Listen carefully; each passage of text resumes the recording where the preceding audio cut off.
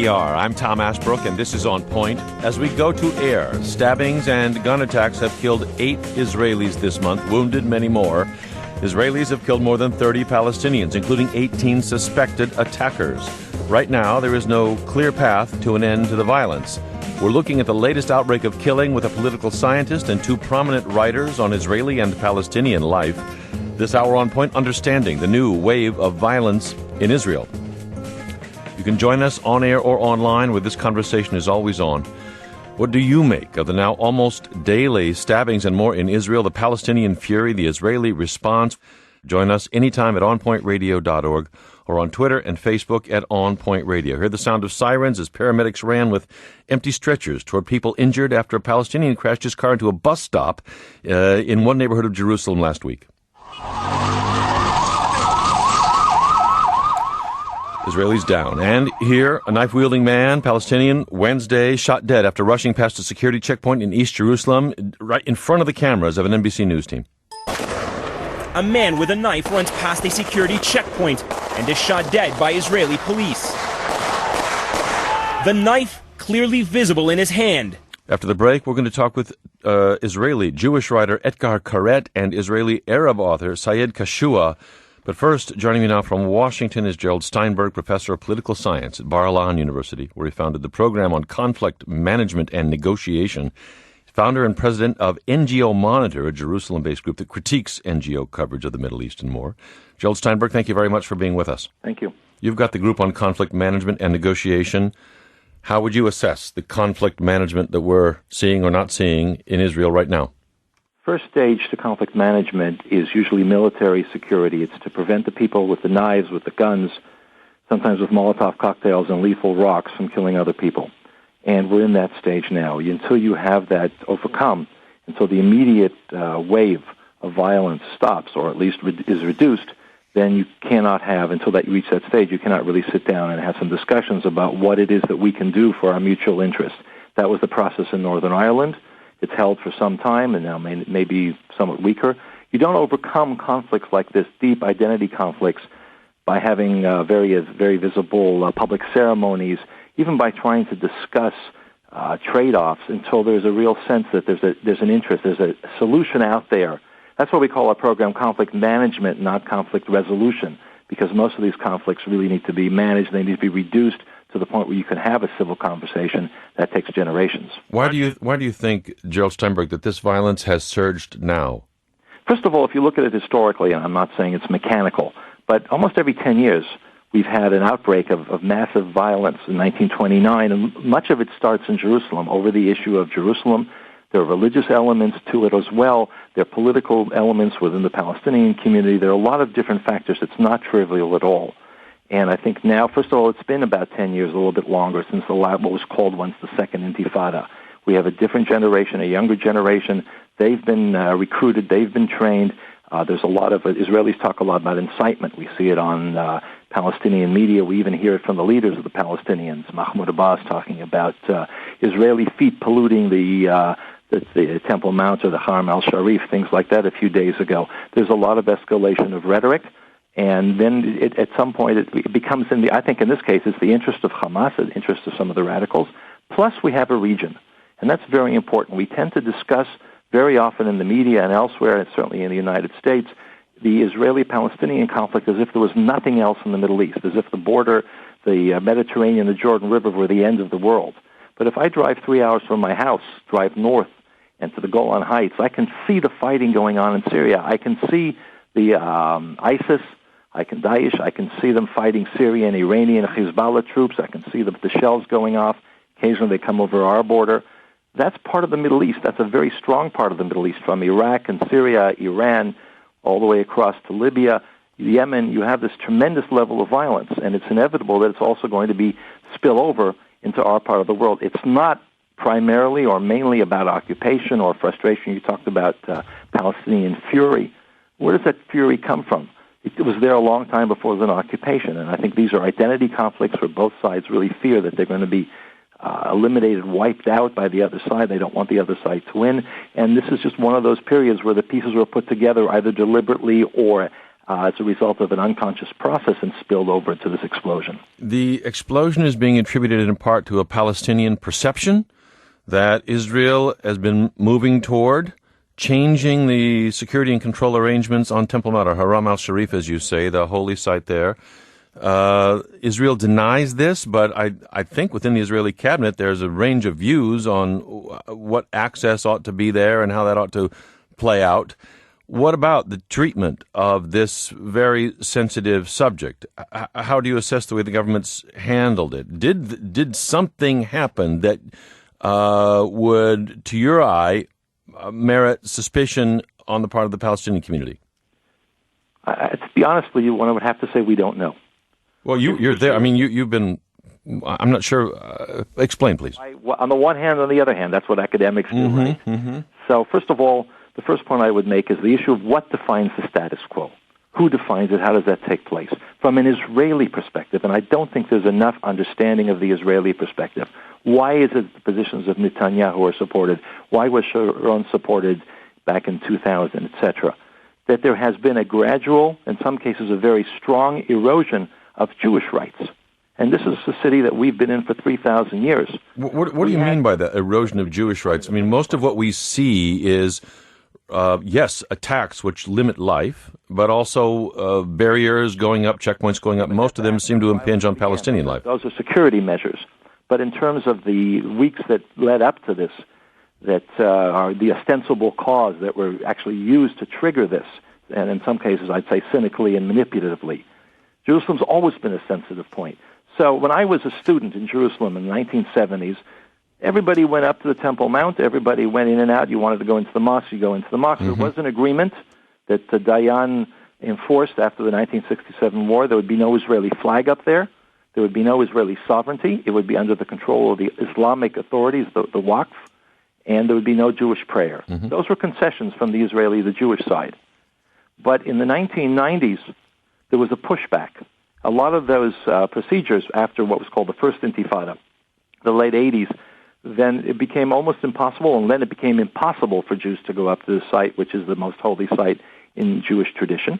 Impossible to go up. And there was massive digging, massive excavation, and Jewish history was just dumped into basically a big pile outside the old city. After 2000, Israelis and Jews began to claw back some of that. Now, none of that is in the histories. That's how Israelis view this, as there's a strong effort to try to push us out of our holy sites by various Islamic groups. Plus, if you watch and see what ISIS is doing, it's destroying religious sites, historical sites, archaeological sites of everybody. That's the Islamic movement in Palestine, and Israel is doing the same thing. So from the Israeli point of view, this claim about that Jews are upsetting the status quo is in some ways very bogus. Now, I can understand it as an academic from the Palestinian point of view. And to answer your question, I think there was some activity that took place by ministers on the right of the Netanyahu government, and Netanyahu is often portrayed as a right-wing leader, but in fact he's center-right, and there are many people in his government that are further to the right, more nationalist than he is. Ministers going up to the Temple Mount at this time did not contribute to conflict management. I don't think there was enough attention paid to the spiraling of the process. And the way what would they like to see, those ministers who have, some of them, gone to Temple Mount or Haram al-Sharif? But some of them want to see a restoration of what they see as a status quo, what they grew up with after the 67 war, and not go back to the pre-67 period where not a single Jew was allowed into the old city. Let's remember the international community, including the United States, failed entirely. People don't remember the history to enforce the ceasefire agreements, which guaranteed freedom of access to Jews and Christians to the old city. But would that justify Palestinian sense that maybe Israel's considering changing the status quo? Well, I think in a lot of ways things are exaggerated and manipulated. No, I'm just asking you factually what your assessment. Factually, no.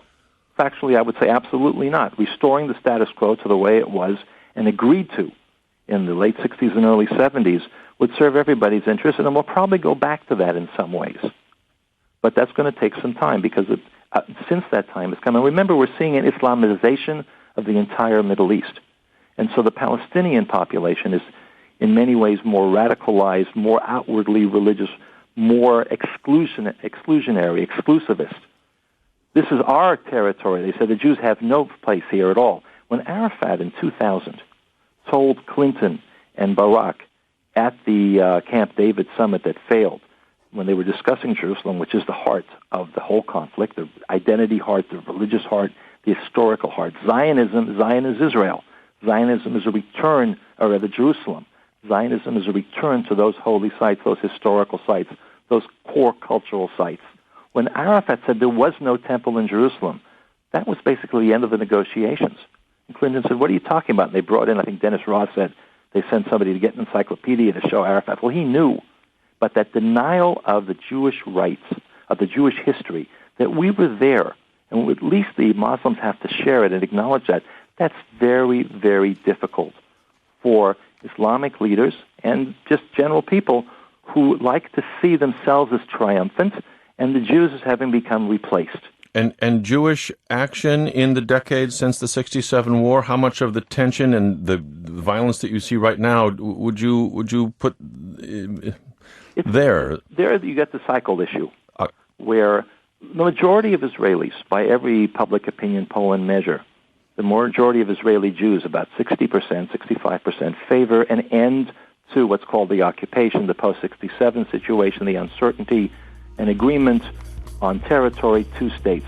But they also say that we do not see a leader or a process or a willingness on the Palestinian side to recognize that and to go there. And therefore that's allowed the people with more radical views, people who are religiously or otherwise inspired, what's often called the settler movement, although there's a difference of definitions, to go and expand that. There is an argument that's made about the weakness of the Israeli leadership here. Gerald Steinberg, hold that thought if you would. We have to take a short break right here. I'm Tom Ashbrook. This is On Point. We'll be right back.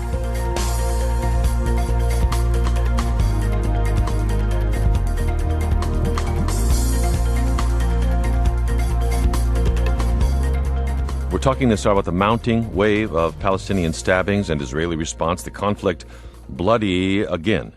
You can join us this hour. Is there something different in the bloodshed this time or not? And what do you see in the Palestinian youths pulling out their knives, in Israel's response? Why now all of this? What do you see in the way these two communities are being led, being spoken to by their leaders? Is this another intifada already? Lots of stabbings, shootings now as well, and beyond Jerusalem. A week ago, Israeli Prime Minister Benjamin Netanyahu addressed the current wave of violence in a speech in Hebrew here to the Knesset. And here's how he framed it. Reading here from a translation, we must understand once and for all, Netanyahu said, terror does not come from frustration because there's not a peace process. Terror comes from the desire to annihilate us. We'll look at that.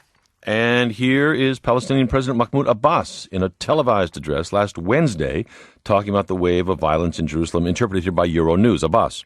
These days, the Israeli aggressive assault against our people, its land, and its holy places is escalating. The racism is showing its ugly face and is making the occupation uglier.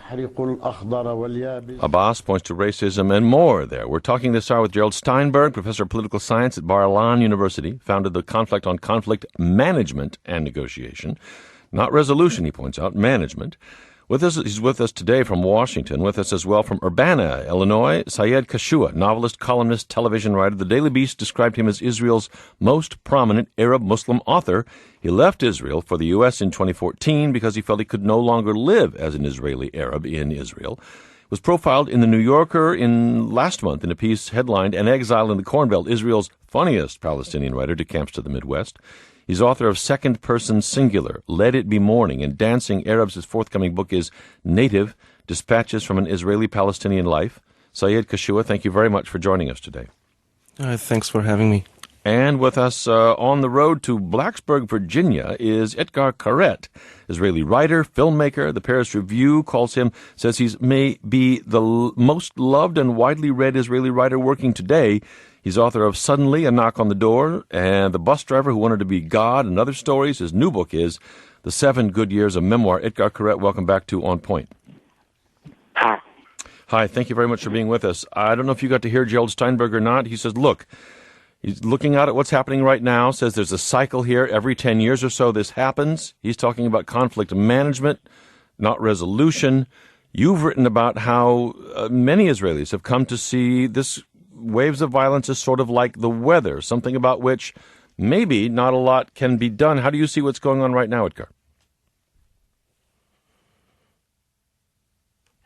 Oh, we lost Etgar Keret there. Sayid, Kashua, let me put the same question to you. How do you describe the roots, the backdrop to what we see right now in the streets of Jerusalem and beyond?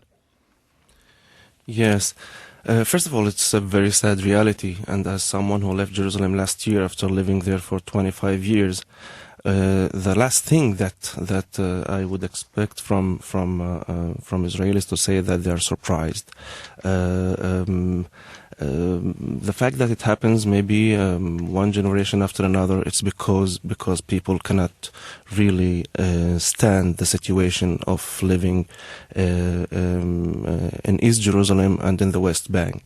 Instead of driving 3 hours to the occupied Golan Heights, it's better maybe to take a car to the neighborhoods in East Jerusalem for 15 minutes and just to see, just to see the way that people live there in East Jerusalem, how much it's crowded. The fact that 75% of the people in East Jerusalem are considered to be under the poverty line. The fact, it's just life not worth living. So I think yes, we're talking here, by the way, most of the cases about 15 years old and 16 years old kids from East Jerusalem carrying sometimes screwdrivers and trying to revenge and kill Israelis. That's really very sad and that's really very tragic. And I see also in these guys and these kids who don't even have enough classes. By the way, East Jerusalem is under the authority of Israel, yes, since '67. So it's the Israeli education system, and it's the Israeli plan. Just today, this morning, the Supreme Court allowed a Keret Kohanim, a very extreme Israeli settlement group, and they evacuated another Palestinian family from the heart of Silwan. How does that work with coming to solving the problem? How does that got anything to do with security? How just establishing new settlements in the heart of Jebel Mukabir and Silwan and other neighborhoods in East Jerusalem? What does that have anything to do with the security of Israelis? And of course, for me, as I wrote in my last column. One of my last columns, the Al-Aqsa is more than a religious place. It's just a symbol for Palestinians who no longer can draw their map or their homeland, and they are of course very much frustrated. And the Al-Aqsa and the yard there, it's the only open place that kids can play. Forget religious and Islam. I used to take my kids there to play there, and we never prayed. I stopped going there when my daughter, when she turned 12 or something like that, she was asked to cover her head. But that was the only place that you can feel some kind of freedom. And they think that it's playing innocence to blame it on religion and Islam, and not to mention occupation, and not to mention people living in a life that not worth living. So there's always a generation who see that frustration and they have nothing to do, and it's unfortunate, of course, and it's tragic, not unfortunate. Sayid, the only way that they can think is revenge. Sayid and Gerald Steinberg, please stand by. We're trying to get Etgar Keret back on the phone. He's on the road and we just lost him. But let me get a call first and put it to you, Gerald, you, Sayid. Stephen in Windham, Connecticut, you're on. Hey, thanks, Tom, for taking my call. I've watched the Gaza invasion. I watched the last election, and Netanyahu and the Klakudniks use all these lone wolf attacks, anything they can, to further their own political agenda. Even you see the Palestinians. I mean, how does lone wolf attacks turn into if this was Chicago, they would shut all of Chicago down. I mean, every city goes through waves of attacks. I mean, this is Netanyahu ginning up his political base once again. What do you mean ginning them up? I mean, these are attacks. He's not calling these young people out with their knives. They're coming. So what do you mean ginning up? Well, he uses it again. He's using it as a collective punishment to rally the nation behind him. He's the only one that can solve the problem. Let me pick up two pieces of that. Gerald Steinberg, our caller, characterizes these as lone wolf attacks. You earlier talked about recruiting and training. I think the overall impression given in coverage of this is more on the lone wolf side, or part of a wave that's not necessarily actively recruited one by one. The social media sort of music that people may be hearing. How do you look at the backdrop to these attacks? Lone wolf or something else? And Sayid, I'll put it to you as well. The evidence is not clear, but I'd say there's a line here that goes through many of the attacks, many of the attackers. They are young. In one case, I think we're talking about somebody who was mentally ill. These are people who are being exploited and manipulated largely by Hamas.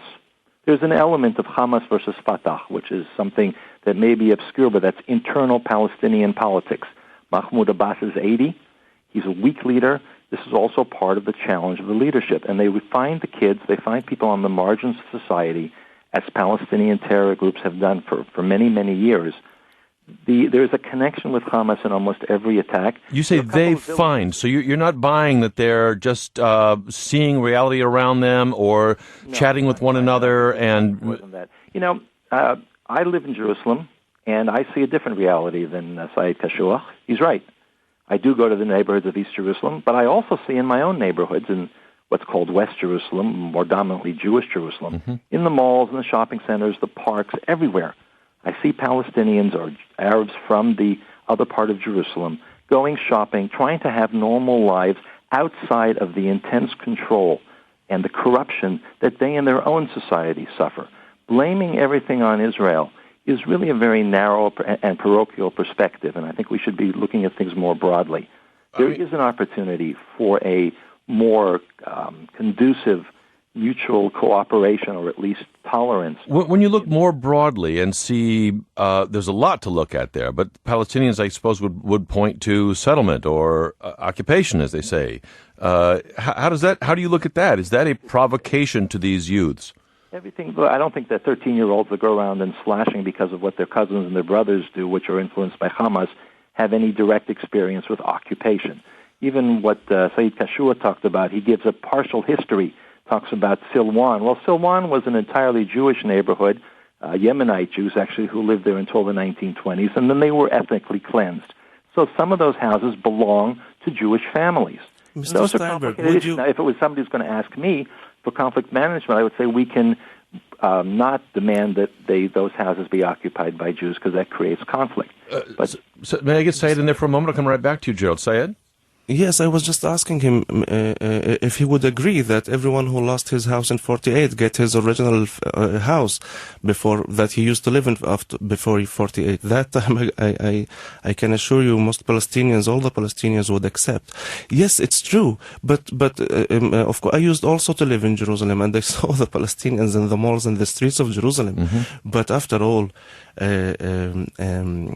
all the land and all the building planning in Jerusalem is just Jewish ones, and it's meant for settlements. And the fact is that we are in the streets of Jerusalem, but we are the ones who clean the streets of Jerusalem, and we are the one who works in the kitchens of East Jerusalem. We are not really controlling, and when we are in the streets of Jerusalem, we are not claiming to have it and establish settlements there. We just visit, and we don't. I used to live in Western Jerusalem. I no way put a Palestinian flag and it said, and I made a military basement out of it. I just wanted to live there as equal. So to say that people live in Jerusalem, Mr. Steinberg doesn't even know if they are citizens or not citizens. Are they occupied or not occupied? And does he really believe that they have the same rights as the people, the Jewish people in Jerusalem? I'll put that question to him. First to you. He says Palestinians have a problem with corruption and poor leadership in their own ranks. What about that? That's for sure. I'm not the one to protect or the Palestinian Authority or the Palestinian leadership at all. I just have I'm talking here about the people. I'm not talking here about leaders and politicians. I'm talking about the reality in East Jerusalem. And the assertion that these young people are recruited or trained for these... That's just nothing to do with reality. Nothing. And I think all the Israelis know very well that there is nothing, not even one institution, political or social, in East Jerusalem. When I used to study in Jerusalem, I went there to a boarding Jewish high school and then the Hebrew University. I've been living there for 25 years. Back in the 90s, in East Jerusalem, we had to have cinemas and theaters. It was all closed. We used to have, the Palestinians used to have newspapers and magazines and festivals. It was all shut down by Israeli forces. By Israeli forces in the 90s. By Israeli forces. Jerusalem is disconnected from the rest of the West Bank. People from Ramallah cannot go to Jerusalem. It's just dark, just a dark place. If you go there after 8 o'clock, you will see nothing but crime and frustration, and it's surrounded by walls, of course. Yeah, and that's the reality there. More now than a couple of weeks ago, but then more stabbings as well. We're talking about the latest wave of violence in Jerusalem and beyond. I'm Tom Ashbrook. This is On Point. Sayid, Kashua, stand by. We're still trying to reconnect with Etgar Keret. I'm sorry we've lost him for the moment. Gerald Steinberg. Joe's calling from Edmond, Oklahoma. Joe, you're on the air. Thank you for calling. Hi, Tom. I just wanted to point out that your guest from Jerusalem made the point that these youths are. He's alluding to the fact that these youths only act out because they are targeted on the fringes, and he's completely disregarding any social or cultural, or rather downplaying any social or cultural forces behind it. You have to remember that he is someone who's looking from one perspective of the society in Jerusalem. It would much be akin to only getting the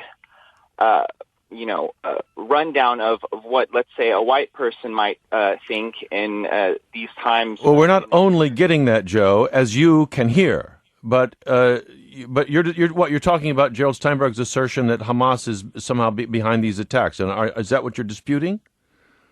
Well, I'm disputing the fact that your guest is downplaying the social forces at work. And what do you mean by social forces? That can mean a lot of things. What do you mean by that? The oppression that the living conditions in general, the fact that most Palestinians, for one, the Palestinians are a majority in Israel, but they live in a smaller on average, on smaller percentages of land. Joe, we've got it. Let me take that perspective to Gerald Steinberg. Gerald, you hear our caller from Oklahoma. You hear Sayid saying, look, Palestinians in Jerusalem, just for starters, have been, stripped of a lot of things they used to enjoy.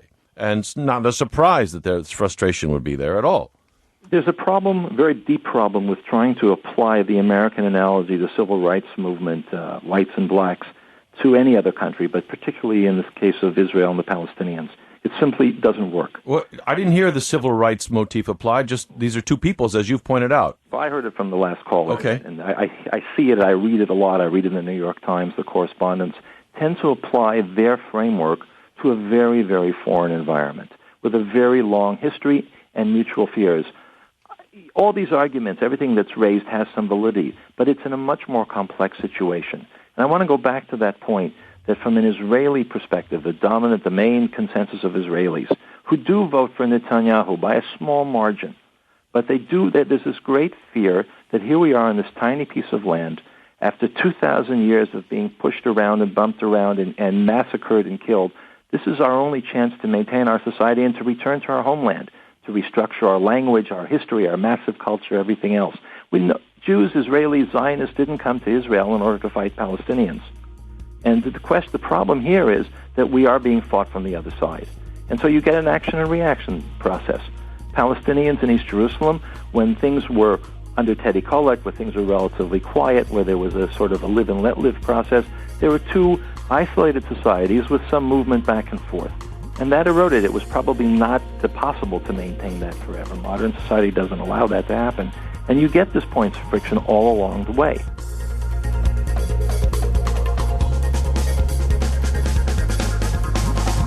Hi, everybody. Tom here. I'm glad you're joining us for this On Point podcast. Before we get back to the show, I'd like to tell you about another podcast you might enjoy, too, Dear Sugar Radio. Join hosts Gerald Steinberg and Steve Almond as they field questions about love, sex, work, guilt, money, you name it. That's Dear Sugar Radio. You can find it at wbur.org/Dear Sugar or subscribe on iTunes.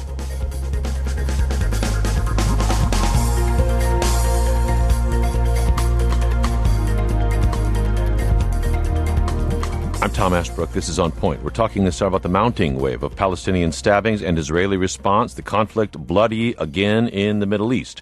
Gerald Steinberg is with us from Bar Ilan University. Sayid Kashua, Israeli Arab Palestinian, left there last year for the United States and the Midwest. Couldn't take it anymore. He joins us today from Urbana and the University of Illinois. His forthcoming book is Native, Dispatches from an Israeli-Palestinian Life. Etgar Keret, Israeli writer and filmmaker, joins us as well. And you can join us. What do you see unfolding here? What's old? What's new? What should we be paying attention to now in everything that we're seeing? Earlier today in the southern city, well beyond Jerusalem, in Beersheba, there was an attack in a bus station, an Israeli soldier killed, 6, 8, 10 Israelis wounded there, and then an Eritrean man who wasn't part of it but was mistaken for part of the attack himself, hit and beaten by a mob of Israelis. Here's NBC News chief global correspondent Bill Neely reporting this morning. The crowd thought the young man, who was Eritrean, had something to do with it. First of all, a security man shot him, and then the crowd turned on him and beat him so badly that he died later in the hospital of his injuries. Another example of how the innocent are getting caught up in the fear and the fury here. John Kerry headed to try and talk with leaders of both the Palestinians and of Israel. The president talking to this on Friday in a news conference, asking people on both sides, all sides, to try and tamp down the rhetoric. It's important for both Prime Minister Netanyahu and Israeli elected officials and President Abbas and other people in positions of power to try to tamp down rhetoric that may feed violence or anger or misunderstanding. Gerald Steinberg, Sayid Kashua, please stand by. Etgar Keret joins us right now on the road to Harrisonburg, Virginia. Etgar Keret, thank you very much for being with us. What do you see unfolding here, Etgar? Yeah, first I have to apologize because I had no chance to see what they are saying. But what I feel is that as Israel, who was born and raised in Israel and lived there all my life, that the big difference that I feel now is even in the hardest time that we had in the region, I think both sides could imagine some kind of a best case scenario, a better scenario, something that could turn for the better. And right now, I think this horizon does not exist, And frankly speaking, when let's say Naftali Bennett, the minister in the Netanyahu government, says that the two-state solution is dead, when Netanyahu and the government, they're mostly out there kind of bashing Mahmoud Abbas, who is, from an Israeli point of view or from a moderate Israeli point of view, is the only partner we can speak to, it's either speaking to him or Hamas or letting the Palestinian Authority crash. Then I think that, that the situation is totally hopeless. And I think that, that, of course, when you talk about such a wave of terror, there are many reasons that you can come up with. But in the bottom line, I think that this feeling of despair, which is very hard, at both sides, it's what makes this wave seem to be so much worse than the ones that we had before. Worse than before. Sayid Kashua, what about this feeling of despair, maybe on both sides, says Etgar Keret? Do you still see a way out of this toward two-state solution? Gerald Steinberg talks about conflict management. There's a kind of suggestion there, I'll ask him, but that this unsettled thing could go on for many years. What's the way out, Sayid?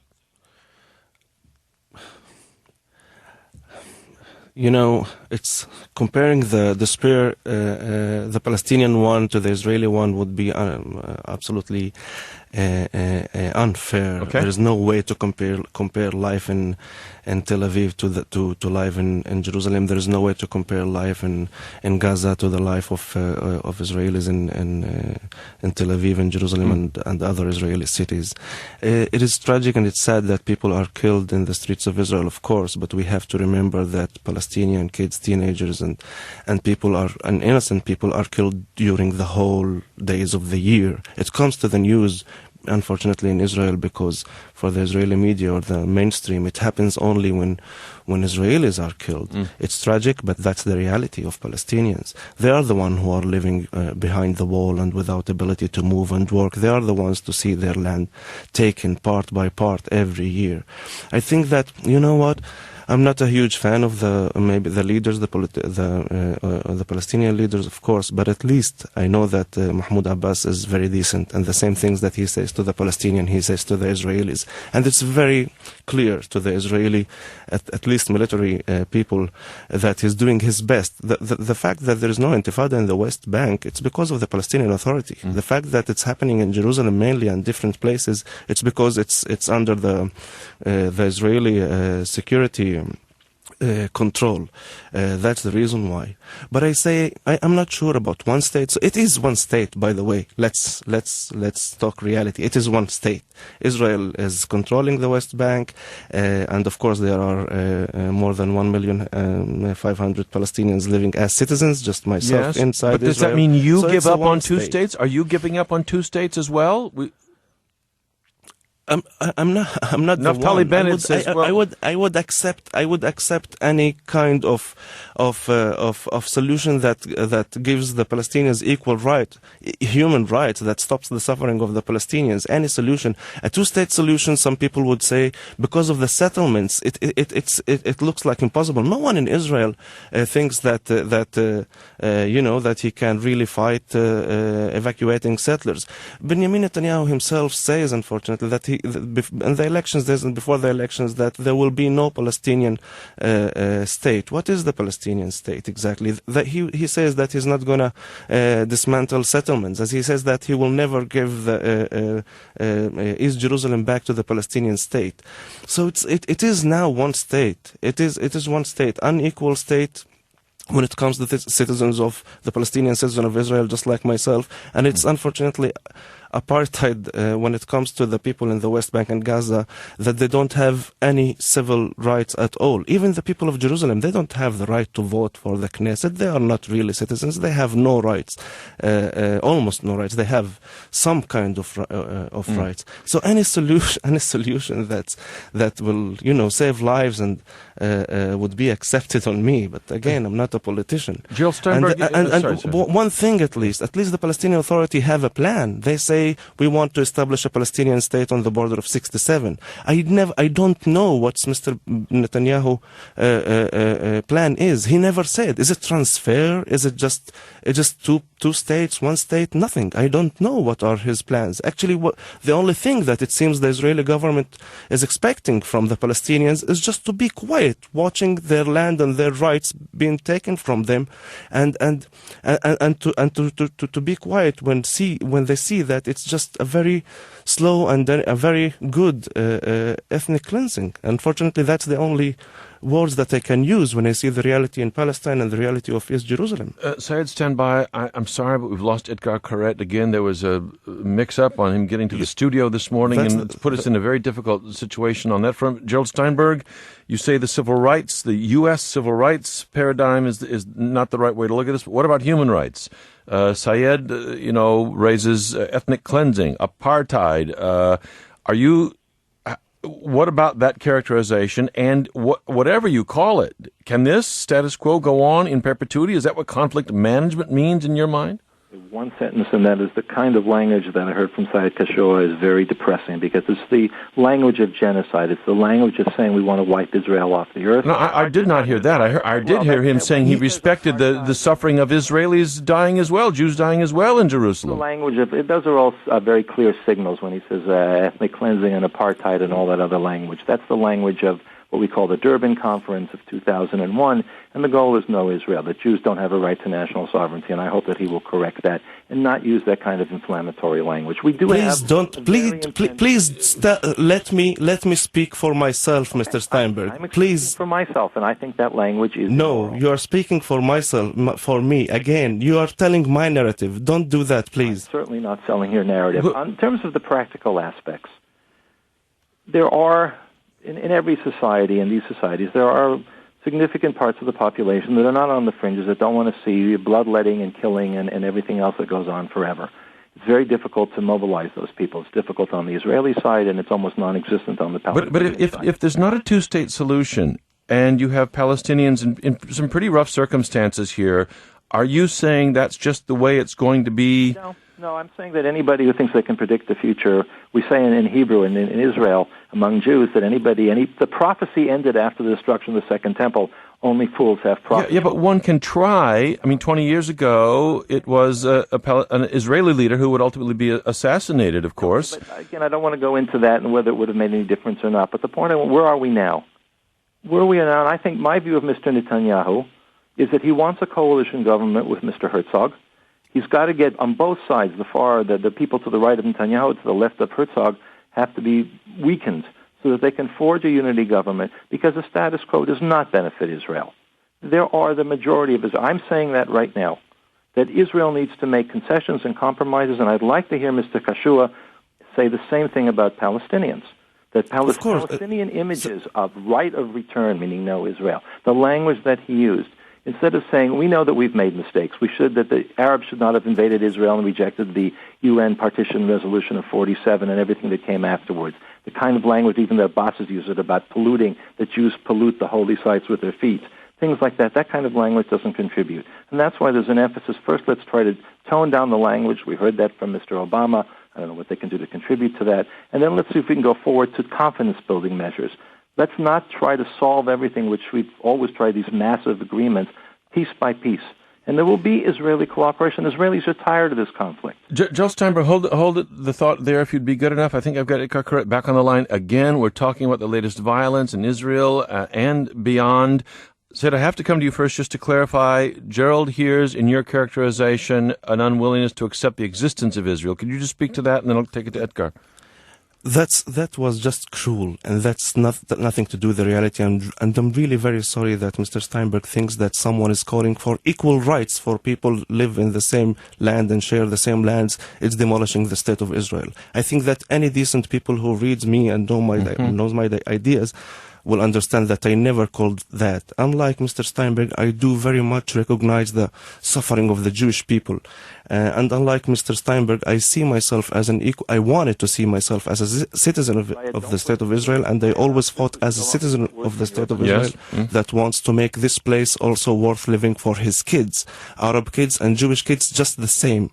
I'm really very sorry to hear that that's enough to call for equality. Is that really demolishing the state of Israel? I accepted the fact that Israel is there. I was born there. That's the language that I'm using for writing, and that's the only citizenship that I'm carrying. To say that I want to demolish the state of Israel, meaning that I want to kill my friends just like Etgar, Keret, and the neighborhood and my neighbors that I used to live in, and they are very dear people. So that would be a very big lie to say.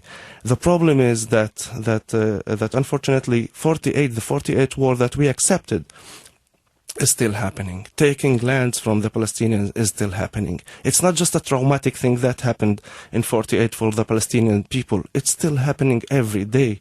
Every day, even for the citizens, we're supposed to be citizens of the State of Israel. Even for the Palestinians inside Israel, taking houses and cutting their dreams for a better future. Yeah. The fact that we are citizens and not even one village was established after 48 for us, unlike more than 700 settlements, in Israel, not in the occupied territories. Sayid, hold it there if you'd be good enough. I very much hope that he will apologize for blaming me or accusing me of the one who wants to destroy the state of Israel. Heard. Etgar Keret, I think we've got you back again. I want you to... Our connection's been so bad. Just tell us what you most want us to know in this situation, Etgar. Yeah, I'm sorry because I was cut before, and what I wanted to say when I talk about the despair, that I think the despair in the Israeli society is government-induced. I really think that, that the current government wants more than anything, that people like Mahmoud Abbas will fall and that there will be chaos on the Palestinian side. Because as long as there's somebody on the Palestinian side calling for negotiation, then people who give up on the two-state solution or give up on negotiation or the government look bad. But if they'll be able to destroy Palestinian society enough in which they can declare there will be no partner, this is when they will be winning. And I think that, that Jews for hundreds of years have prayed in the Wailing Wall. I truly do not believe that people who go and pray in Temple Mount do it instantly. And when people talk about returning the status quo, then I can say to you as a writer that when you return something, then you change something. The status quo is that most rabbis say, that you should go and pray in the Wailing Wall. And people who go to the Temple Mount, like many other action taken by this government, they're basically done to disrupt and destroy the Palestinian Authority, bring either chaos, and then people like Bennett could happily say, that there is no partner, and there could be no Palestinian state. I'm sorry that I couldn't really be a part of this discussion, but I'm saying okay, sorry. Yeah. I was blamed by Mr. Steinberg that I'm a one who wants to destroy the state of Israel. Well, yeah. Just go ahead, please. We just have half a minute. Yeah, what I really want to say is that I think that the struggle we're struggling now is really a struggle to break this kind of narrative, saying that comparing Palestinian society to ISIS or the other people. We have a territorial dispute, and this dispute will not be solved until the Palestinians can live in an independent entity. No steps in this direction can be taken from something Netanyahu. Etgar, Keret, it's been a difficult logistical hour, but we appreciate your hanging in there and trying to be on with us. Induced despair, Etgar says. Sayid Kashua says open to both sides, but we've got rough stuff. Gerald Steinberg, conflict management as the path. I want to thank all three of you for being with us today as we continue to watch this unfold. Sadly, too bloody. Gerald Steinberg, Sayid Kashua, Etgar, Keret. Listeners, thanks for joining us today. I'm Tom Ashbrook. This is On Point.